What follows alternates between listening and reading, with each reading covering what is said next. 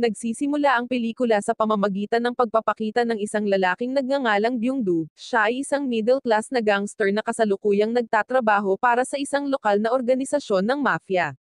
Bagamat gangster si Byung-do, mahal na mahal niya ang kanyang ina at dalawang nakababatang kapatid. Sa loob ng organisasyon ng gangster, si Byung-do ay may ilang mga subordinate sa ilalim niya, kabilang ang isang lalaking nagngangalang Jong-soo, na kanyang pinagkakatiwalaan. Sa sandaling iyon, dumaranas sila ng mahihirap na oras sa pananalapi pagkatapos ng isang string ng masamang kapalaran sa negosyo. Nahihirapan pa nga silang matugunan ang kanilang pang-araw-araw na pangangailangan, ngunit ang kanilang ugnayang pangkapatid ay nagpapanatili sa kanila na magkasama sa mahihirap na panahon. Matapos matagumpay na mangolekta ng utang mula sa isang kliyente, direktang nakipagpulong si Byung-do sa kanyang boss na nagngangalang Sang-chul upang ibigay ang pera. Pagkatapos ay binigay ni Sang-chul ang maliit na bahagi ng pera kay Byung-do at sa kanyang mga subordinate. Gayunpaman, nakikiusap si Byung-do sa kanya na magbahagi pa ng kaunti dahil ang kanyang mga nasasakupan ay kasalukuyang nahihirapang mabuhay. Bukod dito, kailangan din niya ng maraming pera para sa kanyang sariling pamilya, na malapit ng paalisin sa kanilang tahanan. Gayunpaman, tila lalo lamang itong ikinagalit ng kanyang boss dahil ang kanyang boss ay walang pakialam sa kanyang mga nasasakupan at nag-iimbak lamang ng nakolektang pera para sa kanyang sarili. Pagkatapos ay nakikipagpulong si Byung-do sa pinuno ng organisasyon, si Pangulong Wong. Sa sandaling iyon, pinuri ni Pangulong Wong ang pagganap ni Byung-do sa kanyang kamakailang trabaho at inanyayahan si Sang-chul na mag-inuman ng magkasama. Hindi tulad ni Sang-chul, mukhang mas nagmamalasakit si President Wong sa kanyang mga nasasakupan kung saan iminumungkahi pa niya kay Sang-chul na hayaan si Byung-do na pamahalaan ang bagong gambling room na pinaplano nilang buksan. Ginawa ito ni Wong dahil nalaman niya na si Byung-do at ang kanyang mga nasasakupan ay nahihirapan. Habang sila ay nag-e-enjoy sa kanilang oras, si Pangulong Wong ay nakatanggap ng tawag mula sa isang prosecutor na matagal nang nanggugulo sa kanya.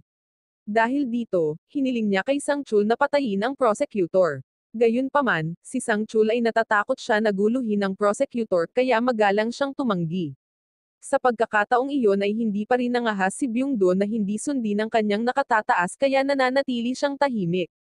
Kinabukasan, ipinagdiwang nila ang pagbubukas ng bagong gambling room, at medyo gumagaan ang loob nila dahil mayroon na silang dagdag na income para itaguyod ang kanilang mga pamilya.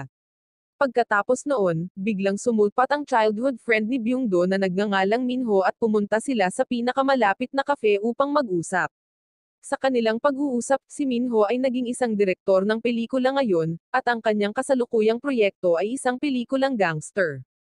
Upang mapahusay ang pagiging tunay ng kanyang pelikula, ini-interview ni Minho si Byung-do, na itinuturing niyang isang tunay na gangster. Biglang nakatanggap ng tawag si Byung-do kung saan inaatake ng isang karibal na gang ang kanilang bagong gambling room. Pagkatapos ay nagmamadali siyang bumalik ngunit huli na ang lahat dahil nakita nilang wasak na ang lugar at umalis na ang mga umaatake. Nang malaman ito, nagpa siya si Sang-chul na magdeklara ng digmaan at inutusan si Byung-do na tipunin ang kanilang mga puwersa. Gayunpaman, habang nasa daan, ang grupo ni Byung-do ay tinambangan ng kanilang karibal na gang patungo sa tagpuan. Sa kabila ng pagiging outnumber, sila ni Jong-soo ay nagtutulungan at lumalaban. Si Sang-chul at ang kanyang mga reinforcements ay huli nang dumating, ngunit nakontrol nila ang sitwasyon. Sa gitna ng kaguluhan, aksidenteng nasaksak ni Sang-chul ang isa sa mga kalaban hanggang sa mamatay. Magdudulot ito ng mga problema dahil karaniwan sa mundo ng gangster ang pag-aaway sa isa't isa, ngunit ang pagpatay ay isang napakaseryosong bagay dahil maaaring makialam dito ang pulisya. Pagkatapos ay inayos ni Pangulong Wong ang sitwasyon sa pagitan ni Sang-chul at Byung-do, kung saan nagpa siya si Sang-chul na magbayad ng kabayaran sa karibal na gang at nagpa siya na si Young-pil, na ang kanyang nasasakupan na kapareho ng ranggo ni Byung-do, ay makukulong sa kanyang lugar. Nagpa siya din si Sang-chul na bigyan ang mga nasasakupan ni Young-pil ng kontrol sa bagong gambling room bilang gantimpala sa pagprotekta sa kanya. Nabigo si Byung-do sa desisyong ito, dahil nawalan siya ng isang kailangang-kailangan na pinagmumulan ng income. Kaya, nakiusap siya kay Sang-chul na muling isaalang-alang ang kanyang desisyon, ngunit si Sang-chul ay nanatiling matatag sa kanyang desisyon. Pagkatapos noon, inihatid ni Byung-do si Pangulong Wong pauwi pagkatapos makumplito ang kanyang pakikipagpulong sa prosecutor na nagngangalang Park, ang taong matagal nang gumugulo sa kanya. Pagkatapos ay pinag-usapan ni Park ang tungkol sa mga isyu niya kay Byung-do at nagbahagi ng karunungan sa kanya, na bahagyang naging malapit sa kanila. Habang pauwi, napagtanto ni Byung-do na hindi niya kayang ipagpatuloy ang ganito dahil may mga responsibilidad siya sa kanyang anak at pamilya. Kaya naman kailangan niya ng paraan para isulong ang kanyang karera kaya bumalik siya sa bahay ni President Wong at kinuha ang gawain ng pagtanggal sa prosecutor. Pagkatapos ay ibinahagi ni Byung-do kay Jong-soo ang kanyang desisyon bilang kanyang pinaka-pinagkakatiwalaang tao. Sa kabila ng mga panganib, nagtiwala si Jong-soo sa desisyon ni Byung-do at sinunod ang kanyang plano. Kinabukasan ay inimbitahan ni Minho si Byung-do sa isang reunion sa elementarya kung saan plano ni Minho na muling pagsamahin si Byung-do sa kanyang dating kasintahan sa paaralan na si Hyunju. Sa sandaling iyon nalaman ni Byung-do na may interes pa rin sa kanya si Hyunju at sinubukan niyang buhayin ang dati nilang relasyon. Habang nag-e-enjoy sila sa kanilang oras na magkasama, tinawagan siya ni Jong-soo pagkatapos niyang makakuha ng sapat na impormasyon at handa ng isagawa ang kanilang plano. Kaya nagsimula silang sumunod sa prosecutor at maghintay ng tamang sandali. Bagamat ito ang kanilang unang trabaho, ganap nilang naisakatuparan ang plano. Matapos mawalan ng kakayahan ng prosecutor, natanggap ni Byung-do ang pera na inaasahan niya kasama ang paggalang ni Pangulong Wong at isang lugar sa kanyang tabi. Pagkatapos ay nanumpa sila na hinding-hindi sasabihin ito sa sinuman para hindi sila madamay at ang organisasyon. Sa kabilang banda, nalaman ni Sang-chul ang tungkol sa pagpatay at nakaramdam siya ng takot sa pangingibabaw ni Byung-do sa kanyang awtoridad at kawalan ng atensyon sa organisasyon. Kaya tinawag siya ni Sang-chul upang magtanong tungkol sa bagay na iyon. Gaya ng ipinangako kay Pangulong Wong, si Sang-chul ay nagkunwaring hindi alam ang tungkol sa pangyayari, kaya nagplano siyang ayusin ang isang pagpatay upang mapabagsak siya. Ngunit mas matalino si Byung-do kaysa sa inaakala ni Sang-chul. Bumalik sa kanyang punong tanggapan, nagdaos si Byung-do ng isang party at nagsaya kasama ang kanyang mga nasasakupan. Hindi na problema ang pera ngunit dumating ang isa pang mas malaking isyu kung saan alam ni Byung-do na maaaring susundan siya ngayon ni Sang-chul. Kaya nagpa siya silang maghanda sa paparating na panganib.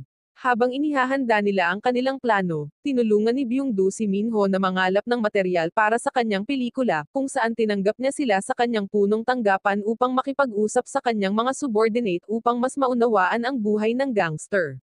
Pagkatapos noon, sinubukan din ni Byung-do na puntahan si Hyunju sa bookstore kung saan siya nagtatrabaho. Kasabay ng araw na iyon ay ang araw ng kasal ng kapatid ni Sang-chul kung saan plano ni Byung-do at ng kanyang mga subordinate na isakatuparan ang kanilang plano doon. Sa sandaling iyon ay kumilos sila ng normal at naghintay ng tamang sandali. Una, pinatulog muna ng kanyang mga nasasakupan si Yongpil para mawalan ng kakayahan.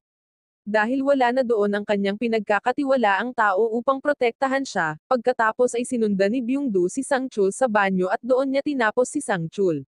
Pagkatapos ng lahat ng mga pangyayaring iyon, naging mas mabuti ang buhay ni Byung-do kaysa dati kung saan siya na-promote at nakakuha ng sapat na pera upang lumipat mula sa kanyang lumang tahanan. Ngayon si Byung-do ay hindi na isang mababang antas na gangster at siya ay mas kumpiyansa at sinubukang lapitan muli si Hyunju. Niyayapan niya itong lumabas para sa isang dinner date pagkatapos ng oras ng trabaho. Sa kanyang promosyon, pinagkakatiwalaan na ngayon si Byung-do na pangasiwaan ang negosyo ng real estate ng organisasyon at magtrabaho sa isang marangyang opisina. Pagkatapos ay binati siya ni Minho habang nag-uusap sila tungkol sa kanyang nalalapit na pelikula. Doon, may request sa kanya si President Wong kung saan gustong maging artista ang kanyang anak kaya gusto niyang magkaroon ng role ang kanyang anak sa pelikula ni Minho. Nang marinig ito, malugod na tinanggap ni Minho ang kahilingan.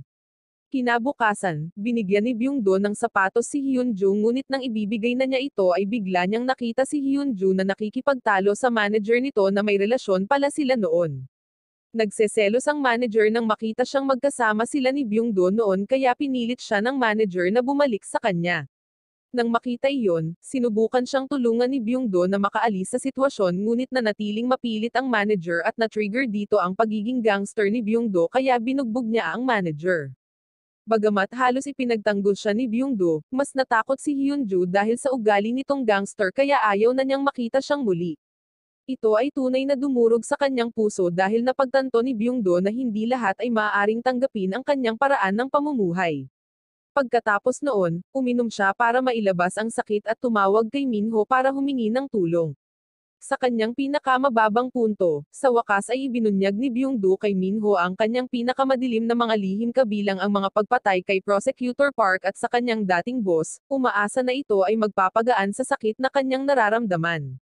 Ngunit patuloy ang buhay, at ngayon ay inatasan siya ni Pangulong Wong ng isang mahalagang trabaho kung matutulungan niya siyang pilitin ng ilang mga landlord na ibenta ang kanilang lupa sa kanya.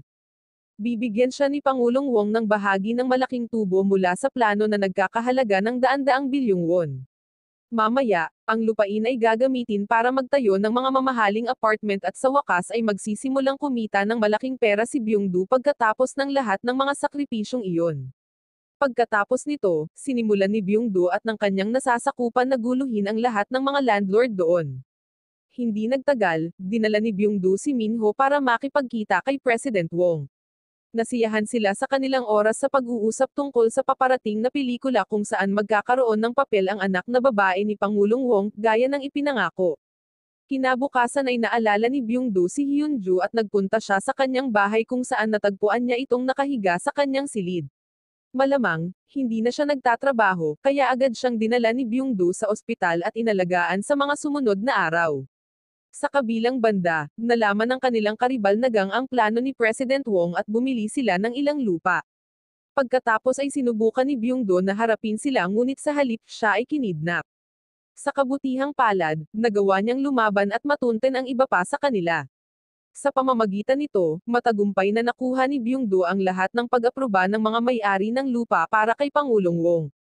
Nakaramdam ng kasiyahan, pumunta si Byung-do sa lokasyon ng paggawa ng pelikula upang tingnan ang pelikula ng kanyang kaibigan.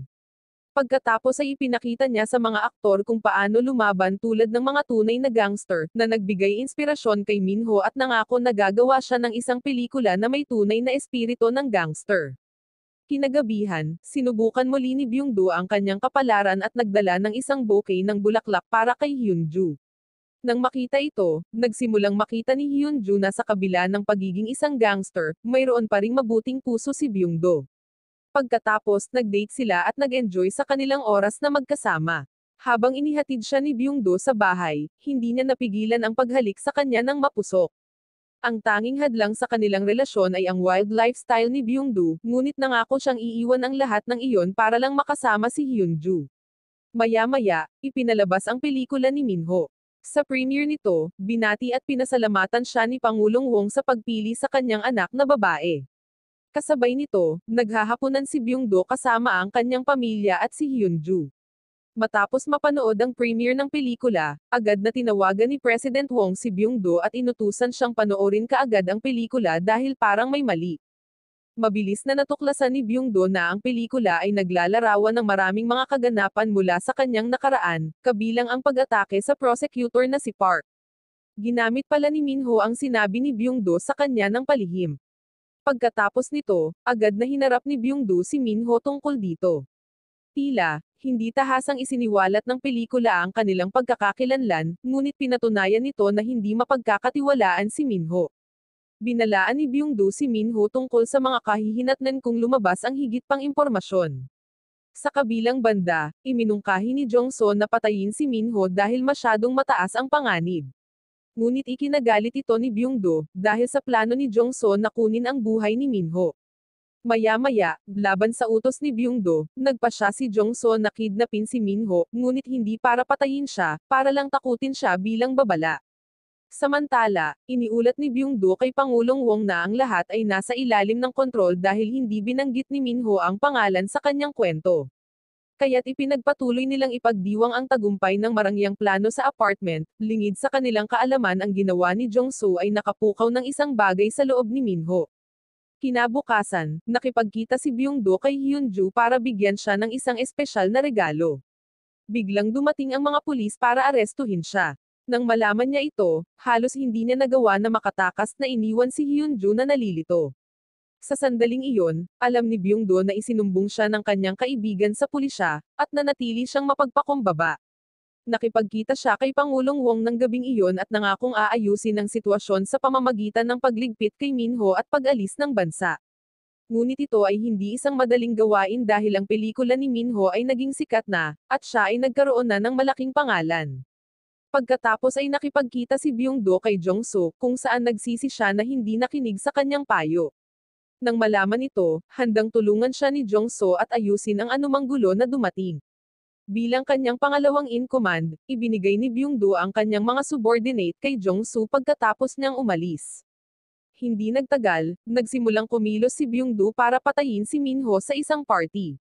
Sa sandaling iyon, nakatakas si Minho, ngunit naabutan siya ng mga tauhan ni Byung-do sa labas ng gusali. Pagkatapos noon, pumunta si Byung-do kung saan dadalhin sana ng kanyang mga subordinate si Minho, ngunit pagdating nito ay may sumulpat na hindi kilalang grupo at saka siya inatake. Sa kabila ng pagiging outnumber, si Byung-do ay lumaban at nagawang dumistansya sa mga sumalakay ngunit malubhang nasugatan.